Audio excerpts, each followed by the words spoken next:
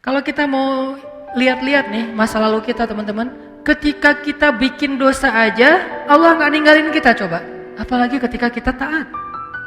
Ketika kita bikin dosa, kita nggak sholat, kita banyak maksiat, kita sombong, kita ingkar, kita nggak ngerti agama, kita menjauh dari kebaikan, Allah nggak ninggalin kita, masih ditolong. Apa buktinya? Buktinya sekarang kita bisa hijrah. Siapa yang bikin kita hijrah kalau bukan Allah? Buktinya kita akhirnya sadar untuk taubat. Siapa yang menyadarkan kita kalau bukan Allah? Kok telat banget sih Ustaz dia sadarin? Enggak, dari sejak kita bikin dosa tuh Allah udah menyadarkan kita. Kita aja yang keras kepala, menolak peringatan dari Allah, menolak nasihat dari Allah, sering datang kepada kita.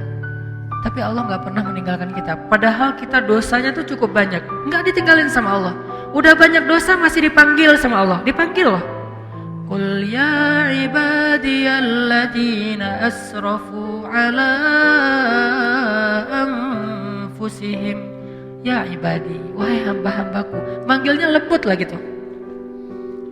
Padahal kita banyak dosa, tapi Allah masih bilang ya ibadi, bukan bilang ya ayuhan nas. Enggak.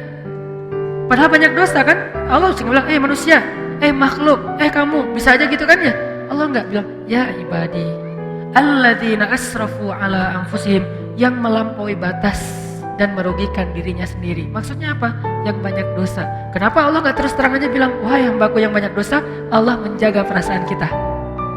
Udah banyak dosa masih dijaga perasaannya, coba.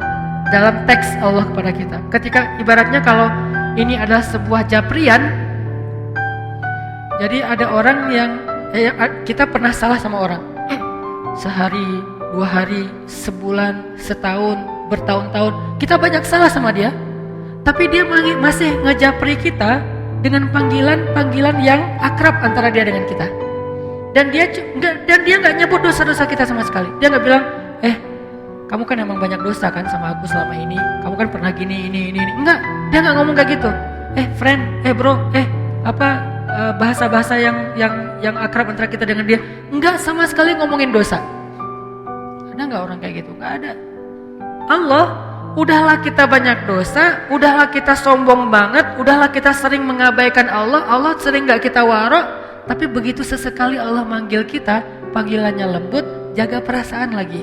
Ya ibadi, alladzina asrafu ala anfusihim, hamba-hambaku yang melampaui batas. Gitu doang bahasanya. Bukan hamba-hambaku yang hina, hamba-hambaku yang kotor, hamba-hambaku yang pernah berzina, hamba-hambaku yang pernah membunuh, hamba-hambaku yang enggak, yang melampaui batas. Bahasa yang elegan. Tidakkah kita belajar dari Al-Quran? Al-Quran itu teks yang sangat elegan. Hadis, teks yang sangat elegan. Sejak kapan komen kita tidak lagi berkiblat kepada Al-Quran dan hadis? Kita mengaku pembaca Al-Quran, tapi kita komennya tidak Qurani. Kita mengaku mempelajari hadis, tapi komen kita tidak elegan seperti Nabi.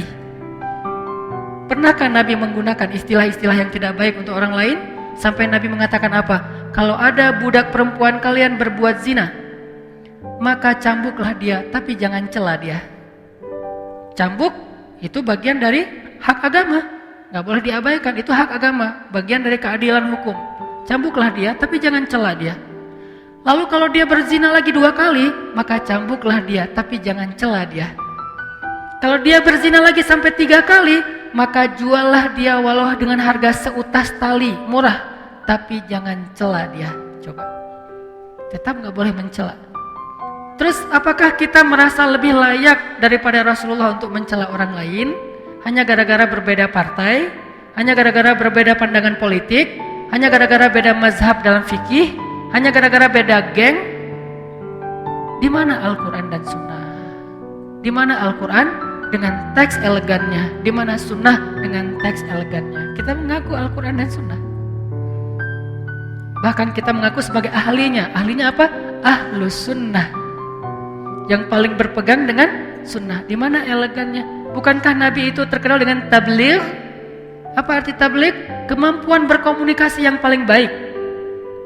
Sehingga ketika Nabi bicara, semua orang ngerasa nyaman dengan ucapan Nabi. Soal diterima atau ditolak itu masalah egonya. Tapi nyaman pasti. Nyaman dengan mendengar ucapan Nabi. Sehingga Allah mengajarkan kita, bahkan kepada orang yang udah ngecewain Allah, Allah masih bilang, ya ibadi, ya ibadi.